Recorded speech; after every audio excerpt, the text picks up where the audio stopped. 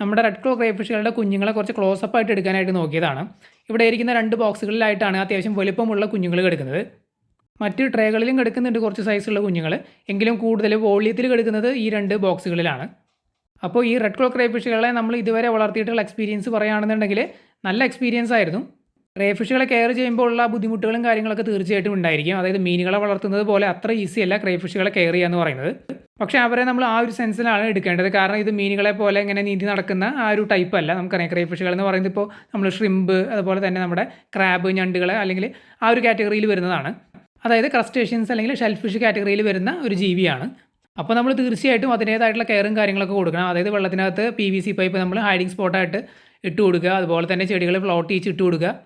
പിന്നെ ഓക്സിജൻ്റെ കാര്യം പ്രത്യേകം ശ്രദ്ധിക്കേണ്ട ഒരു സംഭവമാണ്. ഇവർക്ക് അന്തരീക്ഷത്തിൽ നിന്ന് ഡയറക്റ്റ് ശ്വസിക്കാൻ പറ്റും, എങ്കിലും ഇത് വെള്ളത്തിലാണ് നമ്മൾ ഇട്ടിരിക്കുന്നത്. അപ്പോൾ അവർക്ക് മുകളിലേക്ക് വരാനുള്ള ആ ഒരു സെറ്റപ്പും കാര്യങ്ങളൊന്നുമില്ല. അല്ലാന്നുണ്ടെങ്കിൽ ചില ആൾക്കാരൊക്കെ ഇതിനകത്ത് കല്ല് പോലുള്ള സംഭവങ്ങളൊക്കെ വെച്ച് കൊടുക്കും. അപ്പോൾ അവർക്ക് ഓക്സിജൻ കുറഞ്ഞു പോയാൽ, വെള്ളത്തിലുള്ള ഓക്സിജൻ കുറഞ്ഞു പോയാൽ ഈ കല്ലിൻ്റെ മുകളിൽ കയറി വന്ന് നിന്ന് അവർക്ക് ശ്വസിക്കാനായിട്ട് പറ്റും.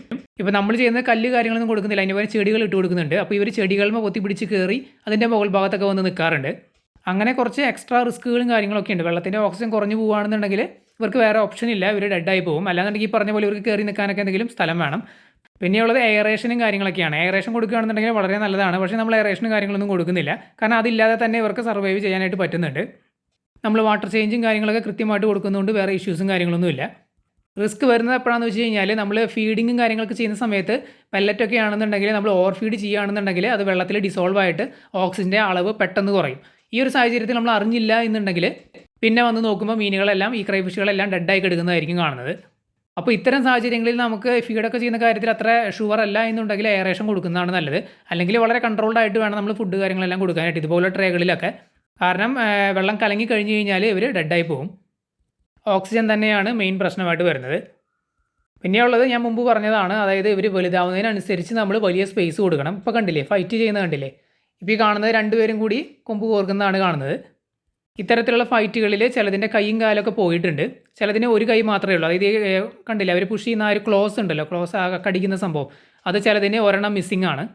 അപ്പോൾ ഇവർ വലുതായി വരുന്നതിനനുസരിച്ച് നമ്മൾ വലിയ സ്പേസ് കൊടുക്കണം. അല്ലാന്നുണ്ടെങ്കിൽ ഗ്രോത്തിനെയും ബാധിക്കും. ഈ പറഞ്ഞ പോലെ കൈയും കാലൊക്കെ ഓരോന്നൊക്കെ മിസ്സിംഗ് ആവാനും സാധ്യതയുണ്ട്. ഏറ്റവും ബെസ്റ്റ് ഇൻഡിപെൻഡൻ്റ് ആയിട്ട് വളർത്തുന്നതാണ്. അതായത് ഒറ്റയ്ക്ക് ഇട്ട് ട്രേകളിലൊക്കെ വളർത്താൻ പറ്റുകയാണെന്നുണ്ടെങ്കിൽ അത് അടിപൊളിയാണ്. എന്നിട്ട് 2 എണ്ണത്തിനെ മെയിലും ഫീമെയിലും ചൂസ് ചെയ്ത് ഒരു ബോക്സിലിട്ട് ബ്രീഡ് ചെയ്യിക്കുന്നതാണ് നല്ലത്. അല്ലാന്നുണ്ടെങ്കിൽ നല്ല വലിയ ടാങ്ക് വേണം എല്ലാത്തിനെയും ഒരുമിച്ച് ഇടാനായിട്ട്.